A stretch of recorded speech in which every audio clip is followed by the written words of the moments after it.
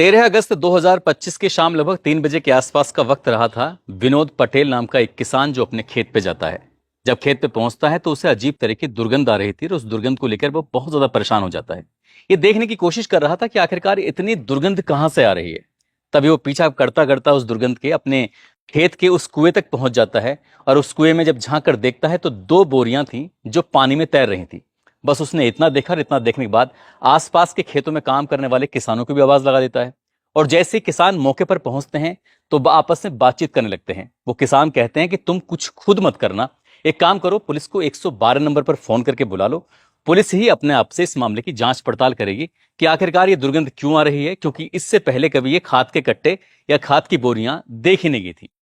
अब पुलिस सूचना मिलने पर मौके पर पहुंच जाती है और उन दोनों बोरियों को बाहर निकलवाया जाता है। जैसे ही बोरी बाहर निकल के आती हैं तो पता चलता है कि एक महिला की लाश है और उन दोनों बोरियों के अंदर शव के 4 टुकड़े थे।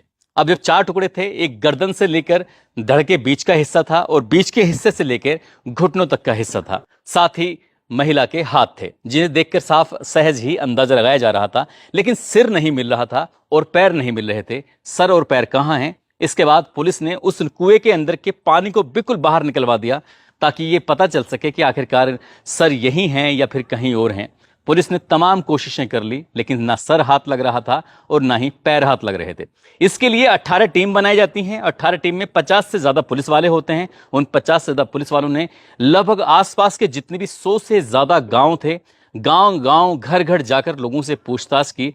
ये यहां से भी पता नहीं चलता है। बड़ी संख्या में जो मोबाइल नंबर थे वो सर्विलांस पे लगाए जाते हैं और बड़ी संख्या में सीसीटीवी कैमरों को भी खंगाला जाता है। कातिल पकड़ा जरूर जाता है क्योंकि वो एक गलती कर जाता है।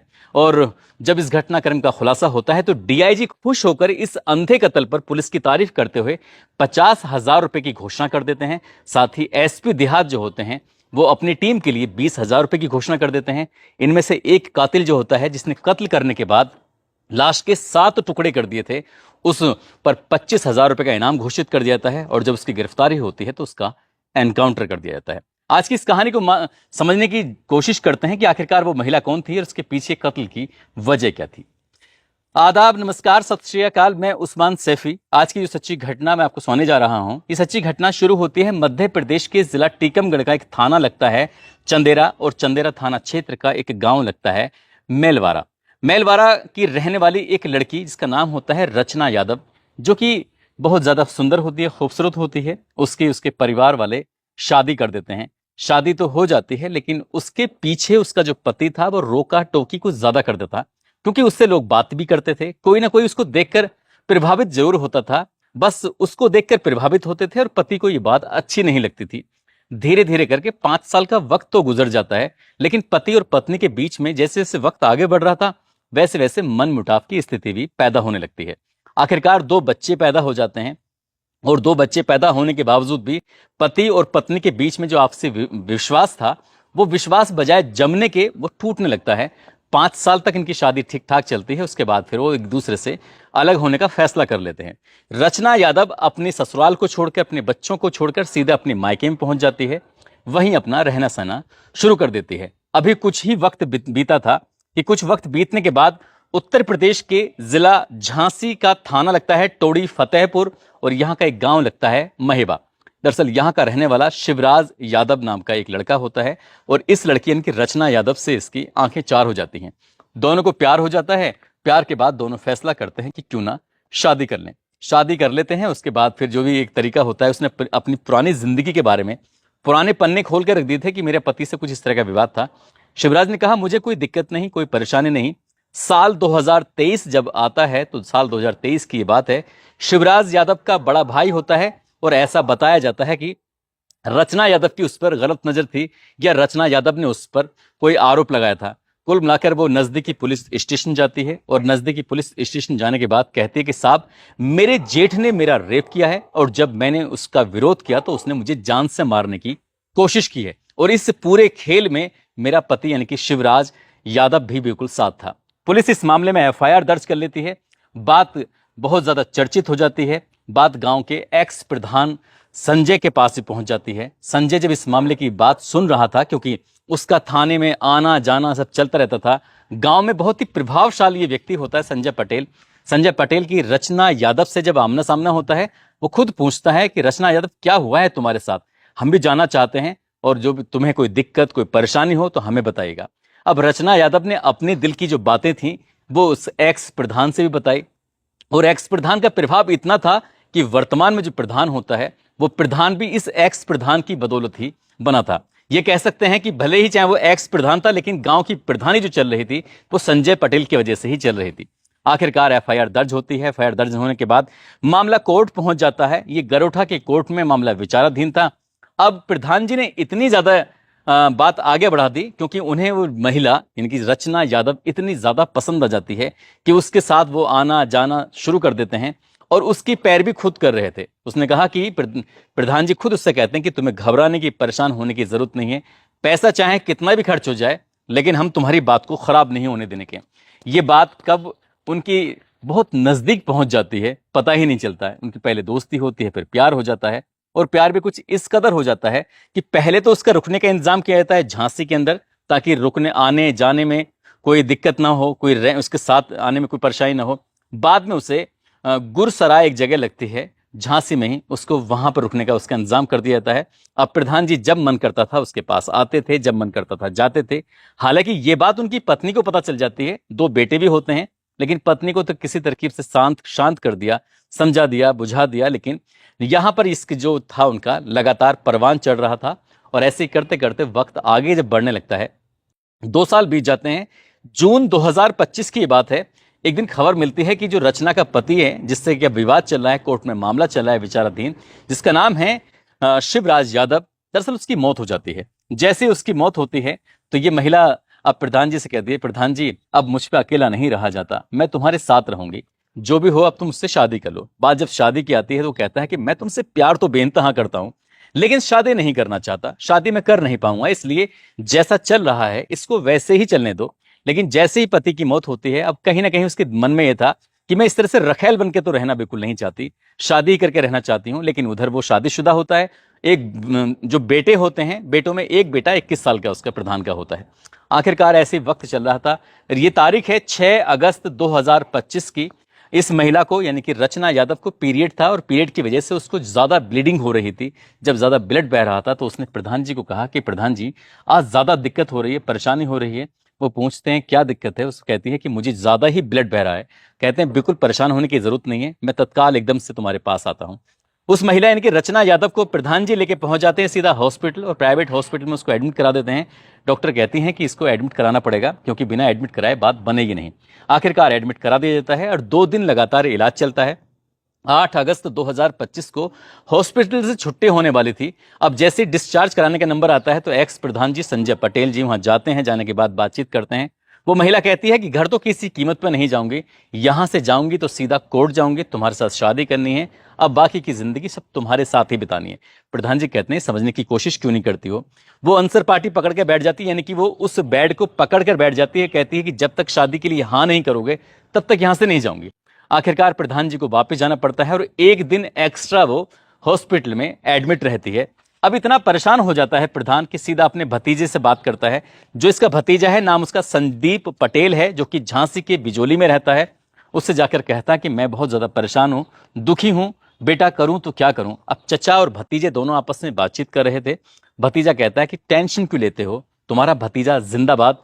वो पूरी कहानी बताता है कि पिछले 2 साल में लगभग 20 लाख रुपए मैं दे चुका हूं इस औरत को, लेकिन जिद पर अड़ी हुई है कि शादी करनी है। वो कहता है कि परेशान मत हो, दरअसल जो संदीप पटेल है, साल 2022 में इससे एक लड़की का मर्डर हो जाता है, और इसी मामले में भी जेल जाता है। जब ये जेल गया था वहां इसकी दोस्ती होती है प्रदीप उर्फ दीपक अहिरवार से। वो अपने दोस्त से कहता है कि हमारे चाचा आजकल बहुत परेशानी में हैं, हमें चाचा की मदद करनी चाहिए। अब जैसी बात आती है मदद करने की, कहते हैं कि कोई बात नहीं, देखा जाएगा। ये प्लानिंग करते हैं।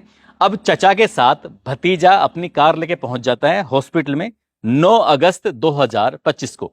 वहां जाने के बाद उसको डिस्चार्ज कराते हैं। वो कहती है कि मुझे यहां से जैसे डिस्चार्ज होंगी सीधा कोर्ट जाना है, शादी करनी है, अगर शादी करनी है तो ठीक है, नहीं तो फिर यहीं पड़ जाऊंगी। उससे हाथ पैर जोड़ता है, कहता है कि महाराज आज नहीं, एक काम करो, हम कल चलेंगे, यानी कि 10 अगस्त को चलेंगे, आज नहीं। जब ये बात कही जाती है तो आखिरकार रचना यादव तैयार हो जाती है। अब चचा भतीजे उसे अपने साथ लेके जब जाने लगते हैं तो भतीजा गाड़ी चला रहा था, और रचना यादव पीछे बैठी थी। प्रधान जी भी उसके एकदम बगल में बैठ जाते हैं, उसे प्यार का इजहार कर रहे थे और कह रहे थे कि बिल्कुल परेशान होने की जरूरत नहीं है, वैसे भी 2-3 दिन तुम हॉस्पिटल में एडमिट रही हो, दिमाग वैसे ही खराब हो गया होगा, आओ चलो कहीं सैर सपाटा करने के लिए चलते हैं, घूमने के लिए चलते हैं। जहां हॉस्पिटल था वहां से लगभग 70 किलोमीटर दूर एक लहचूरा एक बांध लगता है, वो उधर चलने लगते हैं। जब उधर जा रहे थे रास्ते में कस्बा पड़ता है, और जो कस्बा पड़ता है तो रास्ते में एक उन्हें शराब की दुकान दिखाई दे जाती है। प्रधान जी कहते हैं कि यार बहुत मैं तकलीफ में हूँ, टेंशन में हूँ, क्यों ना यार शराब पी जाए। अब शराब पी वाली बात आती है तो जो दोस्त होता है इसका संदीप का, प्रदीप, वो भी रास्ते मिल जाता है। आखिरकार शराब ली जाती है, बैठ के तसल्ली से शराब पीते हैं। वक्त को जाया कर रहे थे, खराब कर रहे थे, यानी कि दिन का वो चले हुए थे और दिन होते होते कब शाम हो जाती है और शाम होते होते कब रात होने लगती है, पता ही नहीं चलता। रचना यादव कहती है कि बहुत ज्यादा शराब पी ली है, घर चलते हैं, अब एक काम करो, ज्यादा रात हो रही है। अब ऐसे करते करते ये सीधा पहुंच जाते हैं लहचूरा के बिल्कुल बांध के एकदम करीब पहुंच जाते हैं। इसी बीच में शराब के नशे में प्रदीप एकदम गुस्से में आता है और कहता है कि रचना यादव से कि देख रचना, सीधे सीधे साफ साफ कह रहा हूं, प्रधान जी तो सब बिल्कुल भी ब्याह ना करने के हैं, इसलिए ज्यादा टेंशन लेने की बिल्कुल भी जरूरत ना है। कुछ इसी अंदाज में जब प्रदीप ने ये बात कही तो रचना यादव को बहुत ज्यादा गुस्सा आ जाता है। कहते हैं कि तुम्हारी हिम्मत कैसे हुई, तुम होते कौन हो ये बात कहने वाले कि प्रधान जी मुझसे शादी करेंगे नहीं करेंगे। वो कहता है कि मैं जो कह रहा हूं बिल्कुल सही कह रहा हूं। क्यों प्रधान जी, हम जो कह रहे हैं बात सही है गलत है? अब प्रधान जी की सपोर्ट में भतीजा है और भतीजे का दोस्त प्रदीप है, तभी प्रधान जी कह देते हैं कि हाँ ये बिल्कुल सही कह रहे हैं। जैसे ये बात रचना सुनती है तो रचना को बिल्कुल भी यकीन नहीं आ रहा था। रचना कहती है कि चलो ठीक है चलते हैं, और जब जाएंगे ना तो उसके बाद फिर जो आगे होगा उसकी तुमने शायद कभी कल्पना भी नहीं की थी। जब ऐसा कुछ होता है तो कहा सुनी हो जाती है। प्रधान जी को गुस्सा आ जाता है, प्रधान जी ने उसका गला तब तक दबाया जब तक कि उसके प्राण नहीं निकल गए। हालांकि उसने छटपटाने की कोशिश की तो भतीजे ने हाथ पैर पकड़ लिए, और जो साथी जो था उसका दोस्त, उसने भी हाथ पैर पकड़ लिए। कुल मिलाकर उस महिला को छटपटाने का ठीक से मौका भी नहीं मिल पाया, न चीखने का मौका मिला, न चिल्लाने का मौका मिला, और उसकी दम निकल जाता है, वो मर जाती है। रात ज्यादा हो जाती है। उन्होंने प्लान बनाया कि क्यों ना इस महिला को बहुत सारा वजन इसके साथ बांध दिया जाएगा, और बांधने के बाद जो ये लहचूरा बांध है दरअसल इसमें फेंक देते हैं, लाश पड़ी रहेगी, वजन के मारे कभी उठ के ऊपर आएगी नहीं, और यहां से जब इसकी लाश ही नहीं मिलेगी तो हम कभी पकड़े भी नहीं जाएंगे। कुछ इसी तरह की प्लानिंग थी। उन्होंने सारा इंतजाम कर लिया, पत्थर का इंतजाम किया, ईंटों का इंतजाम किया, बांधने का इंतजाम किया, सब कुछ इंतजाम कर लिया था। और जैसे ही उस लाश को इस लहचूरा बांध पर फेंकने वाले थे, अचानक से कहीं से प्रकट हो जाती है 112 नंबर की गाड़ी। जैसे 112 नंबर की गाड़ी प्रकट हो जाती है, उसके जो एक तो रात में लाइट बहुत दूर भी होती है तो ऐसा लगता है एकदम बहुत करीब में है। तब ये तीनों बहुत ज्यादा डर जाते हैं, घबरा जाते हैं, कहते हैं कि पुलिस को अगर इस बात का पता चल गया तो मामला खराब हो जाएगा, इसलिए यहां से निकल जाते हैं। इससे पहले कि पुलिस उनके पास तक पहुंचती वो वहां से निकल जाते हैं और यहां से फिर पहुंच जाते हैं लखेरी बांध पर।